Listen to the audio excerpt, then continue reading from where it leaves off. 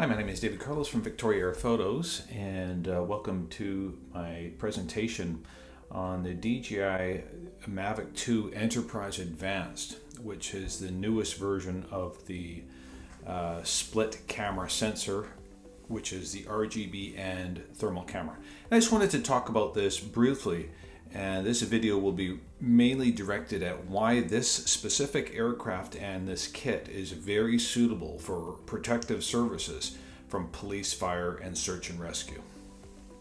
And a couple things I'll just point out here is really the amazing quality of the camera. This aircraft supports a 48 megapixel RGB camera on a half-inch sensor with 32 digital zoom. And the thermal camera, which is the one on top here, is a 640 by 512 thermal resolution. So a real clear picture when you're dealing with thermal imagery, which is so important. The fast deployment of it, we'll talk about how fast this aircraft can be deployed and do a demonstration of that. And then we'll talk about portability and then safety of this platform. So the quality and ease of use, I personally have not seen a drone system with the quality of thermal imagery that this one has. And it is really an advance in technology and remarkably easy to use. So with this platform out of the box, you're really getting the best quality in auto exposure, and you have a bit of control over the exposure value. But a lot of the complexities of photographic imagery is taken out of the equation, so you don't have to deal with that, which is an advantage when you're talking about using this thing for protective services and so on. Right now it is mounted with the spotlight, as you can see there. It also supports a high intensity strobe light, which is very useful in certain situations, especially when you're around air traffic or other people. And then this feature right here is a speakerphone, which is very loud and very effective. We have tested it, which you can simply talk into the controller, and it will relay in real time a message to be broadcasted very loud. The other thing we talk about in this presentation is the speed of deployment. Obviously, in protective services, we're talking about seconds matter. When responding to a scene, or when doing a search and rescue operation, or when trying to gain situational awareness in a very fast moving environment where the situation on the ground is changing rapidly. And so this is where this one just beats all, because it has a unbelievable capability of being set up in a very fast time. In fact, we could clock it between 60 and 90 seconds. We're going to do a demonstration in real time in its travel configuration to deployment ready, just to demonstrate of how rapidly the Mavic 2 Enterprise can be deployed in an emergency situation. Okay?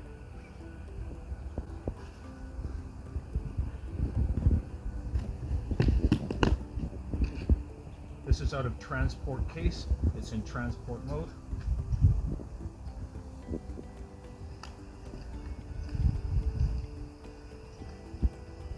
Good there.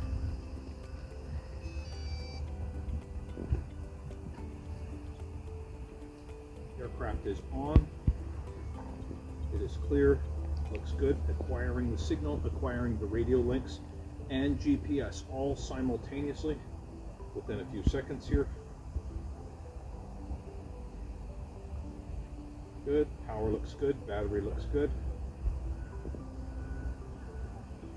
Home point has been upgraded at this time.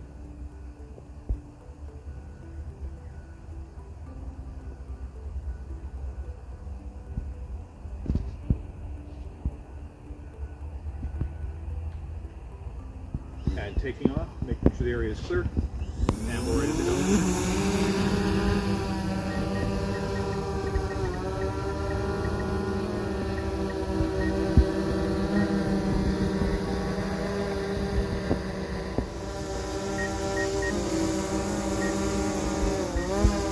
So that's just a demonstration of how fast it can be launched. In around the 60-second mark is what we would expect. Now we can just do a quick demonstration of what it's like to recover the aircraft and to pack it away if we wanted to move our station. Okay?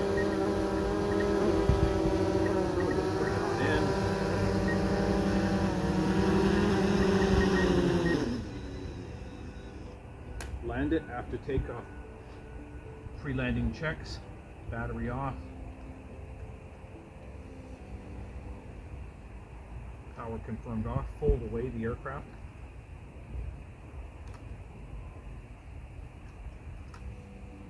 And just like that, put it securely into its ruggedized transportation case. Power confirmed off on the RC controller. Stow away the kit, and we're off. That quickly, we can move the station. So we understand that in emergency situations, time is critical.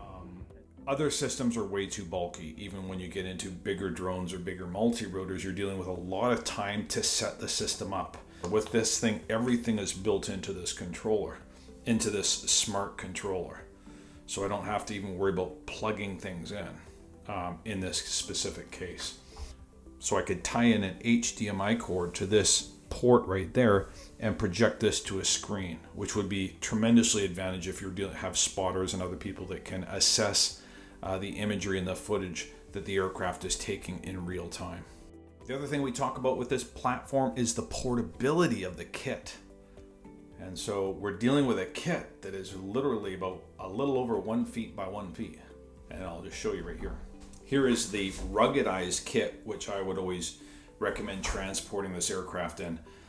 And that is literally how small it is, just like that. So very easy to transport and carry and just pop out in wherever you are. The drone can also be folded up into a small compact configuration, as you can see here, very quickly, and go into a soft case, which it's equipped with as well, and be packed into any type of a small pack.